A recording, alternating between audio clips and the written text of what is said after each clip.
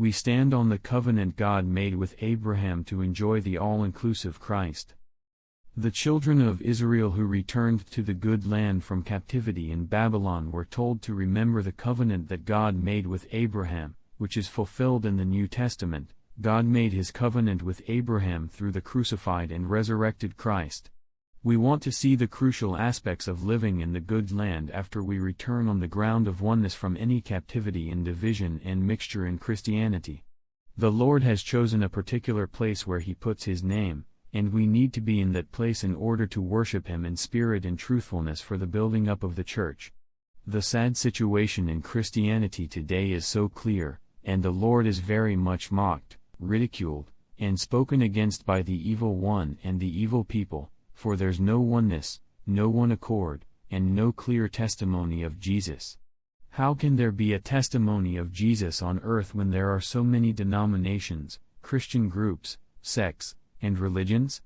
How can the one body of Christ be expressed in all these groups that all claim they are the body of Christ?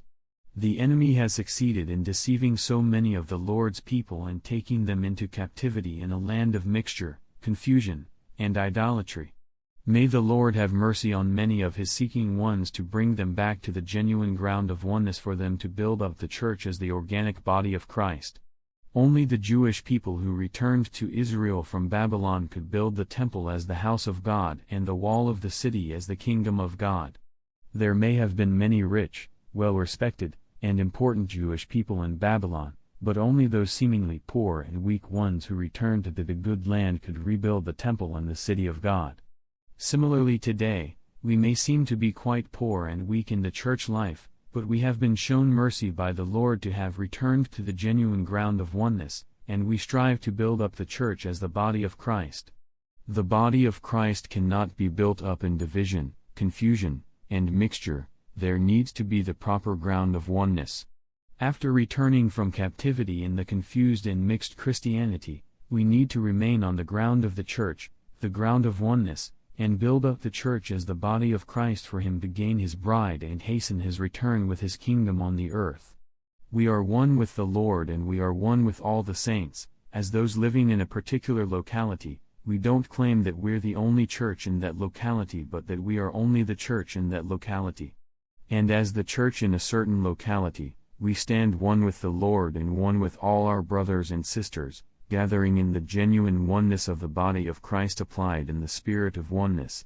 May we continue in the church life day by day, eating the Lord, drinking him, and breathing him as the Spirit until the church as the body of Christ is built up for God to gain a corporate expression. Remembering the covenant God made with Abraham, the promise of the good land. 1 Chronicles 16:15-18 tells us that those who return to the good land after being in captivity need to remember the covenant that God made with Abraham. God appeared to Abraham a few times in Genesis and promised him two main things, the seed and the good land. Abraham believed God regarding the seed, but it was hard for him to believe concerning the land. God promised him that he will make his descendants like the sand on the seashore and like the stars in heaven. Abraham believed God, and this was counted to him as righteousness. But when God promised him concerning the land, he lacked the faith to believe this, so God came in to make a covenant with Abraham, VV 6-8. In order to strengthen Abraham's faith, God was compelled to confirm his promises to Abraham by making a covenant with him, VV 9-21. This covenant that God made with Abraham was a covenant of promise that would be fulfilled through God's power in his grace, see John 1:14-17. The New Testament is a continuation of this covenant, and today we enjoy the promised blessing, Galatians 3:17, 4:22-26. In making a covenant with Abraham, God told him to take a heifer, a she-goat, a ram, a turtle-dove, and a young pigeon, Genesis 15:9. Through these God made his covenant with Abraham. In this way, Abraham could fulfill God's eternal purpose. The three cattle are a type of the crucified Christ, for they were cut and killed. The female heifer was for a peace offering, Leviticus 3:1. In order for God to make a covenant with Abraham, his called one, there was first the need for a peace offering. When the peace offering was made, God could enter into a covenant and relationship with Abraham. Christ is our peace offering. He's the reality of the heifer for our peace with God. The she-goat was for the sin offering, Leviticus 4:28, 5-6. Abraham had peace with God through the peace offering, but there still needs to be the sin offering, for he was still sinful. Following the peace offering, there's the need for the sin offering. Sin has been taken care of by Christ, who became our sin offering. After this, there was the lamb, which was offered as a burnt offering, signifying that everything we are and has should be for God and His satisfaction, Leviticus 1:10. Christ was all the offerings through which God passed through in making a covenant with Abraham, His chosen one. The two birds, neither of which was killed, are a type of the resurrected Christ, the Christ who passed through death and is living, Leviticus 14:6-7. This resurrected Christ is mainly in His divinity. According to the Bible, a dove typifies the Holy Spirit, John 1:32. The cattle typify Christ in His humanity and the birds typify Christ in His divinity. Christ came from heaven and still is in heaven, John 3:13, and He is still living. He walked on earth as a man, and was killed, but now He is living as the heavenly one soaring in the heavens. A turtle dove signifies a suffering life and a young pigeon signifies a believing life, a life of faith. The Lord Jesus was one who lived a suffering life and a believing life. He is the reality of the turtle dove and of the young pigeon. The fact that there were two birds means that these two bear testimony, bearing witness of Christ as the resurrected one. By this covenant that God made with Abraham, He promised him the good land, and in the reality of this covenant, we can enjoy the crucified and resurrected Christ to be the reality of the good land for our portion of enjoyment. Lord Jesus, thank You for coming to die for us and be our peace offering. Hallelujah, through Christ as our peace offering we now have peace with God. We take You as our peace. Thank You for dying for us as a sin offering to take away the sin of the world and take care of all our sins. Lord, we are sinful and full of sins. We lay our hands on You and take You as our sin offering. Hallelujah, sin has been taken care of, and now we can fellowship with God. Praise the Lord, God entered into a covenant with us through the crucified and resurrected Christ so that we may be assured that we will enjoy the all-inclusive Christ as the good land. Hallelujah, Christ is our portion for our enjoyment. Stand on the covenant God made with Abraham through the crucified and resurrected Christ to partake of the all-inclusive Christ and live for God's purpose. We may read concerning the covenant that God made with Abraham in General 15 and the fact that the returned people of Israel had to remember this covenant in 2 Chronicles 16, and we may wonder, what does this have to do with us? We need the Lord's light to shine on His word for us to realize that we believers in Christ have entered into a covenant with God through the crucified and resurrected Christ, and God promised to give us an allotted portion of the all-inclusive Christ, Colossians 1:12. We may not have a lot of faith that we are qualified and able to enjoy this wonderful Christ, but God entered into a covenant with us to give us Christ. God is strengthening our faith by entering into a covenant with us, which covenant of promise is fulfilled through God's power in His grace.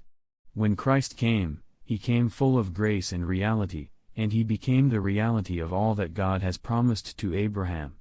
The New Testament is the continuation of the covenant God made with Abraham. See Galatians 3:17, 4:22-26. The reality of the promise God made to Abraham, the seed and the land, is fulfilled in Christ. And Christ today is the life-giving Spirit for our experience and enjoyment for us to live a life for the fulfillment of God's purpose. We believers in Christ are the beneficiaries of the covenant God made with Abraham because the all-inclusive Christ as the life-giving Spirit is our good land in reality, in spirit. For such a covenant to be enacted, Christ paid the highest price. God made His covenant with Abraham through the crucified and resurrected Christ, Genesis 15:9, Romans 6:5-6, 9. The crucified and resurrected Christ assures us through the covenant God made with us that the life-giving Spirit will be the good land for us to enjoy. Christ in His humanity was crucified for us to be our peace offering and our sin offering, and Christ in his divinity is the living and resurrected one for us to live one with God and before God, John 11:25, Revelation 1:18. Christ died for us as the reality of the red heifer to make peace between us and God, and he died as the reality of the she-goat to bear all our sins in his body on the tree. Christ also died as the Lamb of God, the burnt offering, and we can lay our hands on him to be one with him as the one who is fully and absolutely for God. He was the man of sorrows on earth, living a suffering life, yet he also lived a believing life, a life of faith. Though he was the man of sorrows, in John 15 he said that his joy will be in us and that our joy will be made full. He will become our joy. This joy will be experienced as we learn to live in the all-inclusive Christ as the good land, a life of faith in the midst of suffering. Our Christian life is a life of suffering and a life of believing. On one hand, suffering is our portion, and on the other hand, we live a life of faith. Christ is the living one, he became dead but now he is living, and he lives forever. This is his testimony, for the testimony of Jesus is always related to being living. We are the church of the living God, and the living Jesus lives in us to make us living even as he is living.